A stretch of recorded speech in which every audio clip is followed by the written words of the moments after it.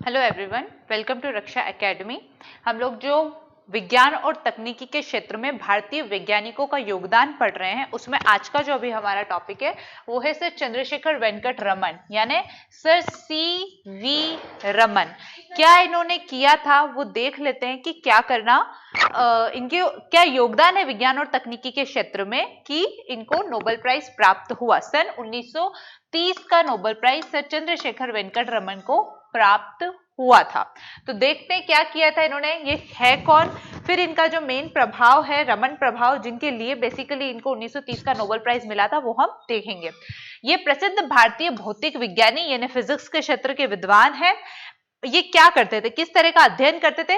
पार्थिव वस्तुओं में, यानी कि इस ब्रह्मांड की, इस लोक की, इस धरती की, चाहे ठोस, द्रव, गैस, कोई भी वस्तु हो, उन वस्तुओं में प्रकाश के बिखरने का नियमित अध्ययन करते कि कैसे एक लाइट जब पानी से गुजरती है तो वो बिखर जाती है, पूरे पानी में उसका कलर दिखता है। कैसे एक लाइट की एक किरण आती है तो पूरे कमरे में रोशनी कर देती है। तो कैसे प्रकाश की किरणें बिखरती है, किसमें?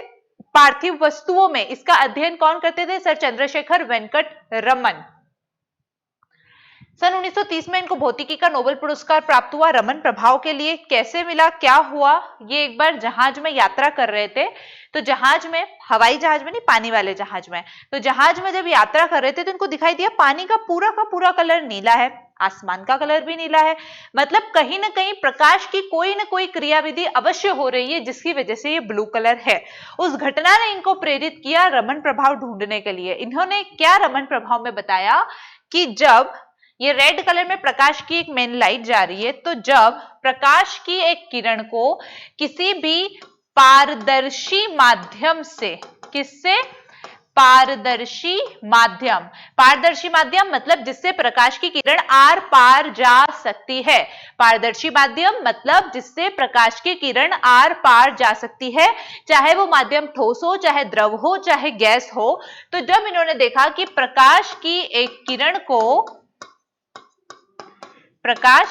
किरण को पारदर्शी माध्यम से गुजारा जाता है, तो मूल किरण जो उन्होंने निकाली है उसके साथ साथ कुछ और किरणें प्राप्त होती है जो मूल किरण की दिशा से विचलन प्रदर्शित करती है, अर्थात उन किरणों की तरंग दैर्ध्य में परिवर्तन आ जाता है। यही रमन प्रभाव है। क्या बताया इन्होंने कि जब प्रकाश की एक किरण को किसी पारदर्शी माध्यम से गुजारा जाता है तो प्रकाश की मूल किरण के अतिरिक्त कुछ अन्य किरणें प्राप्त होती है जो अपनी मूल किरण से विचलन प्रदर्शन करती हैं, यानी उनकी तरंग दैर्ध्य में परिवर्तन आ जाता है। यही रमन प्रभाव है। और ज्यादा आपको फिजिक्स में अच्छे से पढ़ने को मिलेगा। मेरी फिजिक्स थोड़ी कमजोर है, मुझे इतना ही समझ में आया है।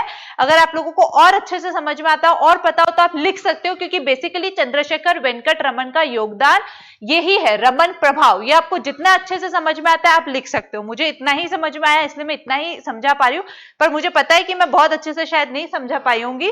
तो अगर आपको एनसीईआरटी में या कहीं और से अच्छा मिलता है तो आप रमन प्रभाव को सिर्फ मैं बोलूंगी कि आप कहीं और से भी लिख सकते हो। तो ये उनका था प्रभाव। हम इसको पढ़ लेते एक बार नोट्स से, क्या उनका योगदान था। बेसिकली चंद्रशेखर वेंकट रमन का जन्म 7 नवंबर सन 1888 ईस्वी में तमिलनाडु के तिरुचिरापल्ली नामक स्थान पर हुआ था।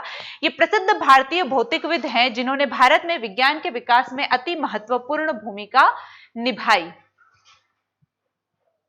आपने मात्र 12 वर्ष की आयु में, ये उस समय की बात है, स्वतंत्रता के संघर्ष आंदोलन के समय, आपने मात्र 12 वर्ष की आयु में मैट्रिक परीक्षा उत्तीर्ण कर ली और सन 1907 में मद्रास विश्वविद्यालय से सर्वाधिक अंक प्राप्त करने वाले भौतिकी में मास्टर्स डिग्री आपने वहां से प्राप्त की। मद्रास विश्वविद्यालय में आज भी चंद्रशेखर वेंकट रमन के सर्वाधिक अंकों के रिकॉर्ड को कोई नहीं तोड़ पाया है। भारत सरकार की प्रतियोगी परीक्षा को पास कर कलकत्ता में असिस्टेंट अकाउंटेंट जनरल के पद को इन्होंने संभाला, क्योंकि इनकी आर्थिक हालत बहुत ज्यादा खस्ता थी। इनको नहीं समझ में आ रहा था ये अपने शोध को आगे कैसे बढ़ाए।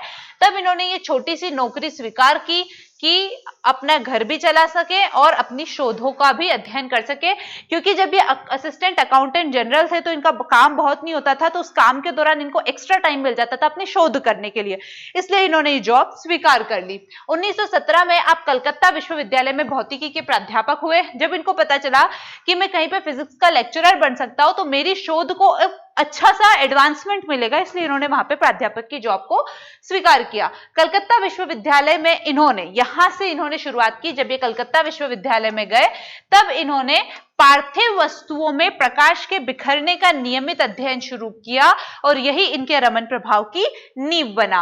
वर्ष 1924 में आपको अनुसंधानों के लिए रॉयल सोसाइटी लंदन के द्वारा फेलोशिप मिली और आप लंदन जा रहे थे। जब आप लंदन जा रहे थे तभी जहाज में आपको नीला कलर दिखाई दिया पानी का, नीला कलर दिखाई दिया आसमान का और आपको रमन प्रभाव का आइडिया आ गया।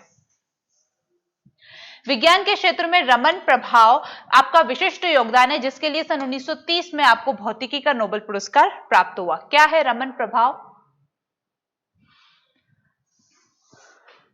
रमन प्रभाव जैसे इसमें आपको पता चलेगा, लिखा हुआ सफिशिएंट है, समझ में आएगा, ऐसी कोई दिक्कत नहीं होगी कि आपको कोई भी चीज रटना पड़ेगी।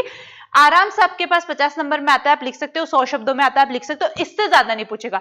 आप सोचो रमन प्रभाव या सीवी रमन को वो 300 या 200 नंबर में पूछ ले, नहीं पूछेगा, बिल्कुल भी नहीं पूछेगा। या फिर चंद्रशेखर वेंकट रमन के साथ किसी और साइंटिस्ट को जरूर डालेगा अगर उसको ज्यादा में पूछना होगा। इतना आपके पास सफिशिएंट है, आराम से याद करो, आराम से लिखो। देखो पढ़ के बताती हूँ, आप भी सेटिस्फाइड होगे।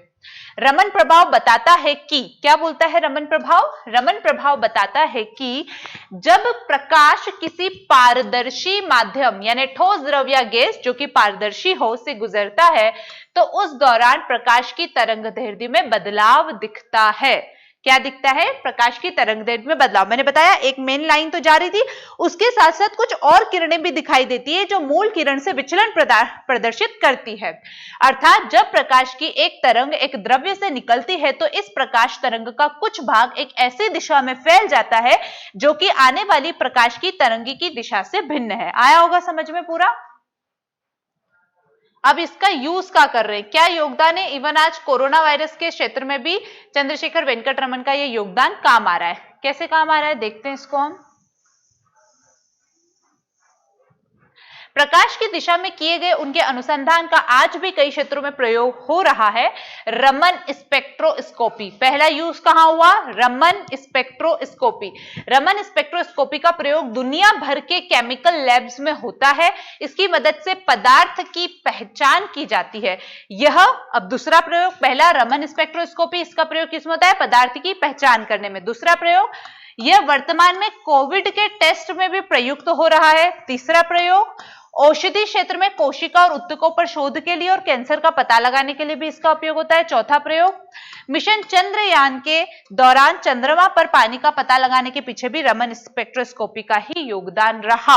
तो समझ में आया चंद्रशेखर वेंकट रमन ने जो रमन प्रभाव की खोज की उसका भारत के विज्ञान और तकनीकी के क्षेत्र में कितना महत्वपूर्ण योगदान रहा, वरन आज के कोरोना काल में भी आपका ये योगदान काम आ रहा है।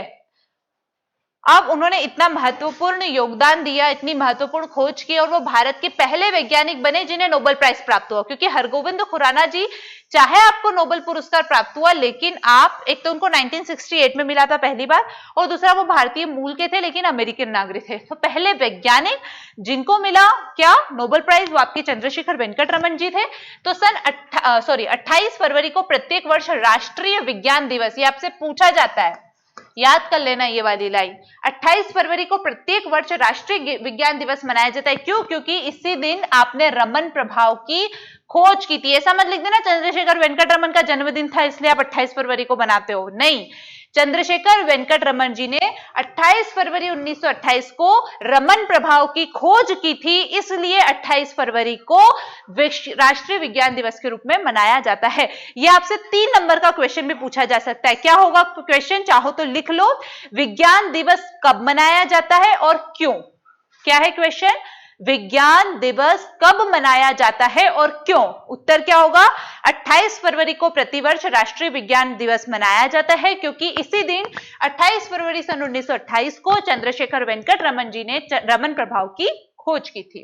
सन 1929 में आपको नाइट की उपाधि से सम्मानित किया गया। सन 1933 में आप भारतीय विज्ञान संस्थान बेंगलुरु में भौतिकी के प्रमुख नियुक्त हुए।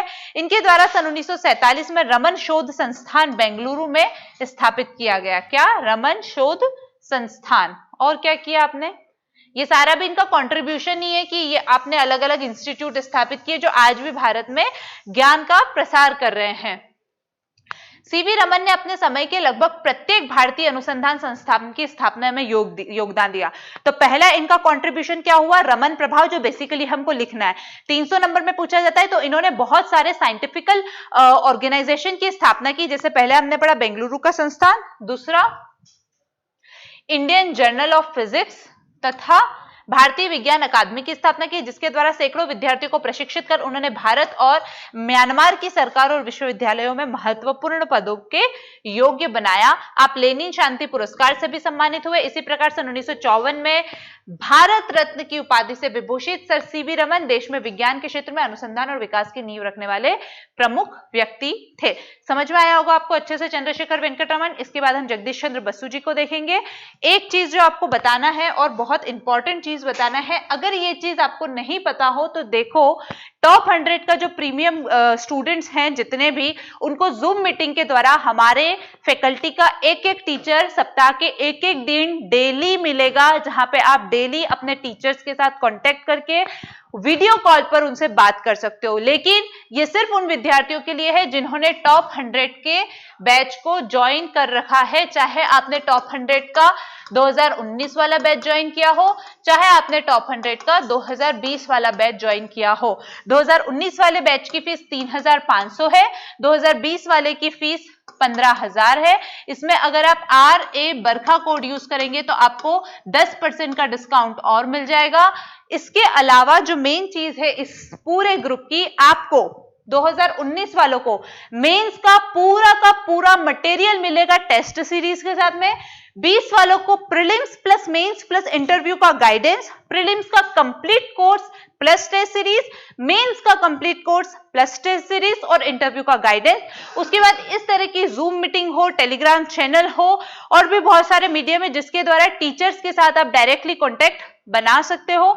और भी बहुत सारे इनोवेटिव तरीके से आपकी पढ़ाई को ज्यादा से ज्यादा फैसिलिटेट करने का प्रयास टॉप 100, 19 और 20 के माध्यम से किया जा रहा है।